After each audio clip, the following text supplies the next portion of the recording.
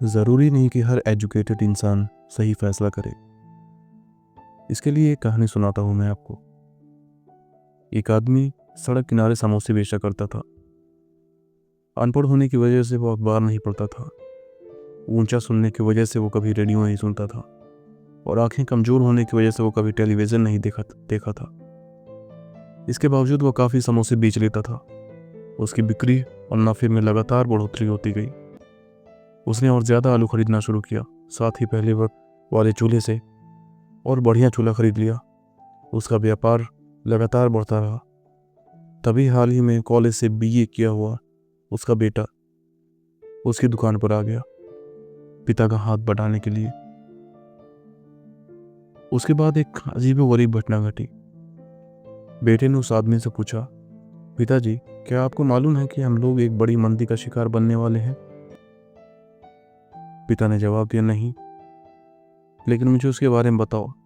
बेटे ने कहा, अंतर्राष्ट्रीय परिस्थितियां बड़ी गंभीर हैं। घरेलू हालात तो और भी बुरे हैं। हमें आने वाले बुरे हालात का सामना करने के लिए तैयार हो जाना चाहिए। उस आदमी ने सोचा कि उसका बेटा पढ़ा लिखा है, बीए करके आया है, हो सकता सही बोल रहा हो। उसका बेटा अखबार पढ़ता है, रेडियो सुनता है, टेलीविज़न देखता है, हो सकता है उसकी राय ठीक हो। उसकी राय मान लेनी चाहिए। दूसरे दिन से उसने आलू की खरीद कम कर दी और अपना साइन बोर्ड नीचे उतार दिया। उसका जोश खत्म हो चुका था। जल्द ही उसी दुकान पर आने वाली तादाद घटने लगी और उसकी बिक्री तेजी से गिरने लगी।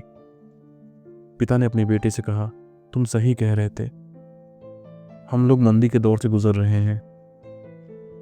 मुझे खुशी है तूने वक्त से पहले मुझे सचेत कर दिया।